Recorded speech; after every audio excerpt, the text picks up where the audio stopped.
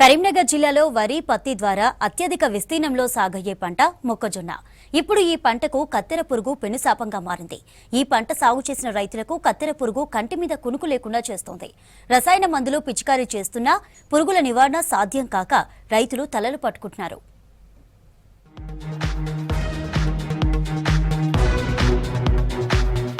జగిత్యాల జిల్లాలో ఈ సీజన్లో దాదాపు 50,000 ఎకరాల్లో పంట సాగు చేయగా కరీంనగర్, పెద్దపల్లి, రాజన్న సిరిసిల్ల జిల్లాలో మరో 70,000 ఎకరాల్లో మొక్కజొన్న వేశారు. మొన్నటి వానాకాలంలో వరి సాగు చేసిన పొలాల్లో యాసంగికి చాలా మంది పంట మార్పిడి కింద మొక్కజొన్న వేశారు. జగిత్యాల జిల్లాలోనే ఇలాంటి ప్రాక్టీస్ ఎక్కువగా ఉంటుంది. వరి కోతలు పూర్తయ్యాక పొలాలు దున్నకుండానే నవంబర్, డిసెంబర్లో మొక్కజొన్న పంట విత్తారు. ఆ పంటను కత్తెర పురుగు చేను 15 నుంచి 20 రోజుల తొలి దశ నుంచే ఆశించి చివరి దశ వరకు ఉంటుంది. ఆ పురుగు 3 దశల్లో పంటను ఆశించి ఆకులను తినడంతో రంధ్రాలు ఏర్పడి మొక్క మొగి కుళ్లిపోతుంది. పురుగు మొగిలోకి చొరబడి పంటను ఎదగకుండా చేస్తుంది.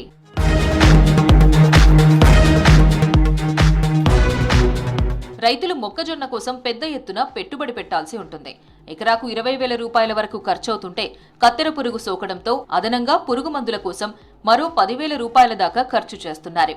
కత్తెర పురుగు సోకిన పంటకు ఇప్పటికే రైతులు 2-3 సార్లు రసాయన మందులు పిచికారీ చేశారు. మొక్క మొగిలో గుళికలు కూడా వేస్తున్నారు. పిచికారీ చేసేందుకు కూలీల ఖర్చు కూడా రైతులకు తడిసి మోపెడవుతోంది. అయినప్పటికీ పురుగు తీవ్రత ఆగకపోవడంతో ఎకరాకు 15 క్వింటాల వరకు దిగుబడి తగ్గిపోయే అవకాశం ఉందని రైతులు ఆందోళన చెందుతున్నారు. ఒక ఎకరంలో మక్క తోట వేశాము. ఇందులో 10 రోజులకే కత్తెర పురుగు వచ్చింది. వ్యవసాయ అధికారులను అడగగా ఇమామెక్టిన్ బెంజోయేట్ స్ప్రే చేయమన్నారు. స్ప్రే చేశాము. మళ్ళీ కూడా వచ్చింది. మళ్ళీ వస్తే మళ్ళీ డెలిగేట్ కూడా స్ప్రే చేశాము. తర్వాత వ్యవసాయ అధికారులను అడగగా మళ్ళీ మొగిలో కూడా గుళికలు వేయమన్నారు. గుళికలు వేసాము. ఇప్పుడు కొంచెం బాగుంది. ఈ మక్కలో కత్తెర పురుగు విపరీతంగా ఉండడం వల్ల అధిక పెట్టుబడి కూడా ఎక్కువ అవుతుంది.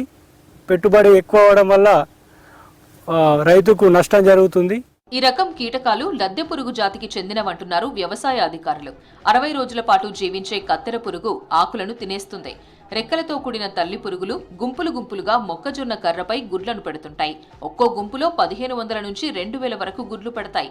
గుడ్ల నుంచి బయటకు వచ్చిన తర్వాత పురుగులు మొక్క ఆకులను గోకి తింటుండడంతో ఆకులకు రంధ్రాలు ఏర్పడతాయి. పురుగు పెద్దదవుతున్న కొద్దీ మొక్క సుడిలోకి ప్రవేశించి పంటకు తీవ్ర నష్టం చేస్తాయి.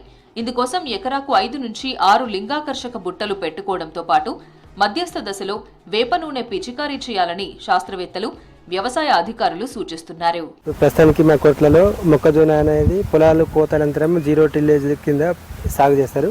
ప్రస్తుతం 1 మంత్ స్టేజ్లో ఇప్పుడు మొక్కలు హైట్లో ఉన్నవి. దీనికి ప్రధానంగా ఇప్పుడు వచ్చేటి అయితే మొగి పురుగు ప్లస్ కత్తెర పురుగు వస్తాయి. మొగి పురుగు ప్రస్తుతానికి వెదర్ కండిషన్లో చాలా తక్కువ ఉన్నది, పెద్దగా ఏమి ఎఫెక్ట్ కాలేదు. ఎక్కడనొకటి కత్తెర పురుగు ఉంది. ఇది జస్ట్ మనం నాటేసి నుంచి 1 మంత్ రోజుల్లో వస్తాయి కాబట్టి దానికి మనము వేప నూనెతో స్ప్రే చేసుకునే కంట్రోల్ అవుతుంది. లేకపోతే ఇమామెక్టిన్ బెంజోయేట్ కానీ క్లోరాన్-3-4 కానీ స్ప్రే చేసుకుంటే మనకు 1 మంత్లోనే కంట్రోల్ అయిపోతుంది. తర్వాత ఎఫెక్ట్ ఉండదు. మొగి పురుగు కూడా గ్రాన్యూల్స్ చేసుకున్నా సరిపోతుంది. ఇప్పటికే పెద్ద ఎత్తున పంట దెబ్బతినడంతో రైతులకు వ్యవసాయ అధికారులు మరిన్ని సూచనలు చేయాలని రైతులు కోరుతున్నారు. పంట నష్టపోయినప్పుడు ఆదుకునే పంట బీమా పథకాలు కూడా లేకపోవడంతో ఇలాంటి చీడపీడలు సోకినప్పుడు తీవ్రంగా నష్టపోతున్నామని రైతులు చెబుతున్నారు.